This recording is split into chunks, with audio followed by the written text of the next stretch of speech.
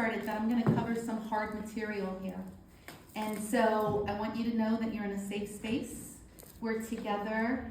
I honor you for being here, but we're definitely going to talk about some hard stuff.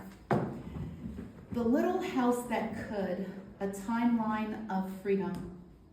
It's 1780 in Cranetown, New Jersey. A tiny cottage is being built on Old Road, now known as Claremont Avenue, as quarters for people enslaved by the Crane family. The Revolutionary War is raging, with skirmishes breaking out continually in the colony of New Jersey, making it the #1 hotspot in the war. The English are occupying New York Harbor, New York City, and Long Island. Word has it that George Washington has set up temporary headquarters in Cranetown. The enslaved people who moved into the little house on Old Road can hear the clip-clopping hoofbeats of George Washington's horses with his carriage behind in the dead of night. The war ends in 1783. In 1787, New Jersey ratifies the Constitution and becomes the 3rd state in the Union, and the 1st state to ratify the Bill of Rights. Sometime that year, baby boy James Howe is born to parents who were enslaved by Nathaniel Crane. They are enthralled by this beautiful little brown baby. Can you imagine that first tender moment when his parents held him? I wonder, did they give him a nickname? What was his favorite food? How long was Mrs. Howe able to nurse baby James? Did he sleep through the night? Were there any siblings? I wonder what dreams they had for their baby boy. One thing his parents, whose names we don't know, may have dreamed about, but never thought was within reach, was freedom. But freedom came to James Howe when Nathaniel Crane manumitted him in 1817. And when Crane died in 1831, his will stipulated that James Howe would receive the little house on Old Road, along with 6 acres of land and $400, which is about $13,600 today. The house had a gabled roof, stucco over sound foundation, and stained shingles. This tiny residence did not have a kitchen or a bathroom, but it did have a fireplace with a large bake rack and an iron crane. Who could have known that this little house would become a gold star for an entire community 200 years later? Fast forward, it's 2022, October 2022, and that little house at 369 Claremont Ave has somehow survived. It was known as the Freed Slave House for a long time, but would come to be known as the Howe House. The house passed out the Howe family in 1877 when it was sold in a foreclosure sale. Over the years, it has been owned by various people, rented out to tenants, refurbished after a fire, and eventually readied for sale to a developer. That's when the group, now known as Friends of the Howe House, protested the sale, eventually procuring loans in order to buy the house. The mission of Friends of the Howe House is to preserve the James Howe House so that it might stand as a monument to truth, a concrete defiance against the erasure of the Black narrative, and a destination for education and honest reflection on the past, the present, and the future of the African American experience in New Jersey. So let's start with the truth. Slavery is grounded in the constructed conceit of white supremacy. The truth is that without slavery, the United States might look more like Canada. The land of milk and honey would not exist without the free labor, blood, sweat, tears, and lifetime bondage of millions of human beings. So what did enslaved people do in New Jersey? Come with me. Let's go back to 1790. There were 14,185 Black people in New Jersey, representing 13% of the population. which is the same representation today. 20% of them were designated as free. Resources were bountiful in the breadbasket colony of New Jersey, and many plants took root in this fertile soil. There was endless work and toil to be done in New Jersey to unleash all of the surrounding riches. Enslaved people in New Jersey labored from morning till night for free.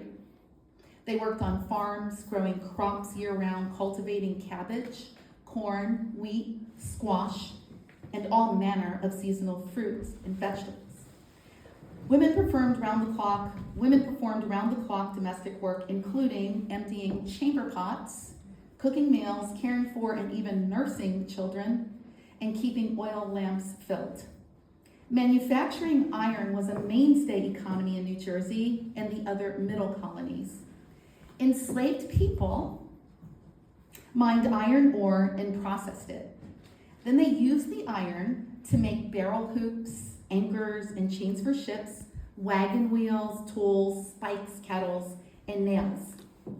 Young men were apprenticed early to gain the extra skill required to make manacles and fetters to bind the hands and feet of other enslaved people.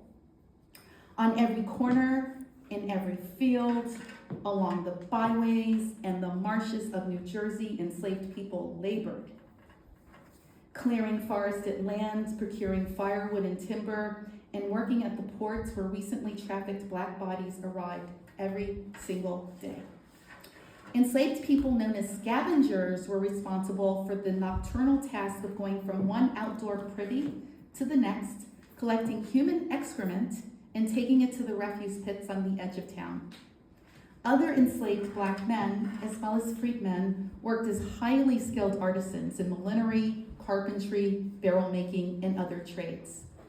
The sum total of this remarkable period of industry is that New Jersey became known as the state of liberty and abundance, where white people could prosper.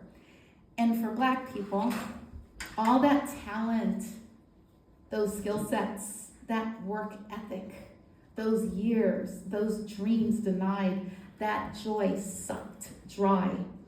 The wrenching pain of watching your children not get what should naturally be theirs so that others might get more with much less effort. All of that was integral in making America. And the imprint is still very much in evidence in New Jersey, as there is systematically based inequity in housing, in education, incarceration, employment, and even access to green spaces.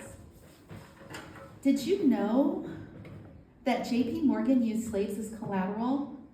That 1/2 of all residents, white residents in New York City owned at least one slave in 1730?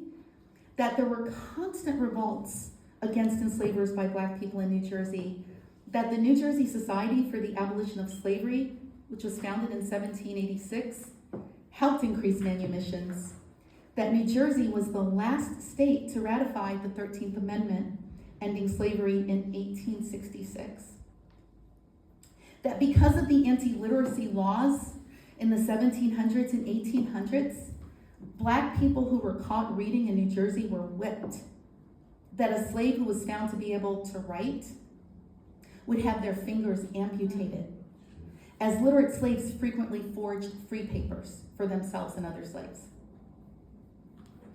Still, bands of enslaved people in New Jersey went out into the woods in the wee hours with kerosene lamps to learn and teach reading and writing, as enslaved people understood the connection between words and freedom, especially considering the noble language of that time, when the key documents of American democracy, citing all sorts of freedom, the press, speech, association, were being written.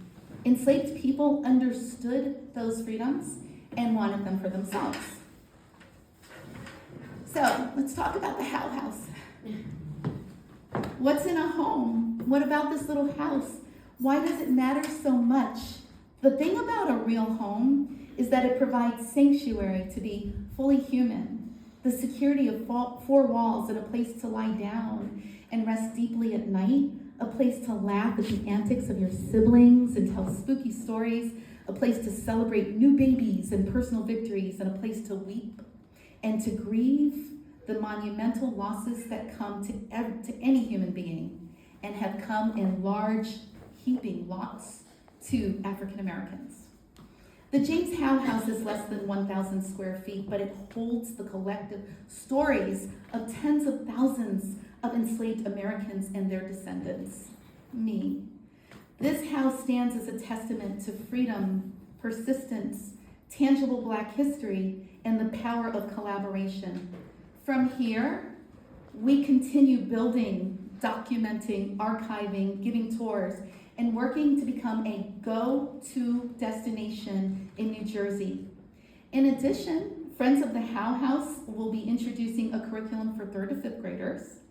Later this year, young students will learn about slavery and early Black American history in New Jersey from a completely different perspective, with the James Howe House as part of the conversation. And that is the gift of truth-telling, of preserving history and building a future. Thank you.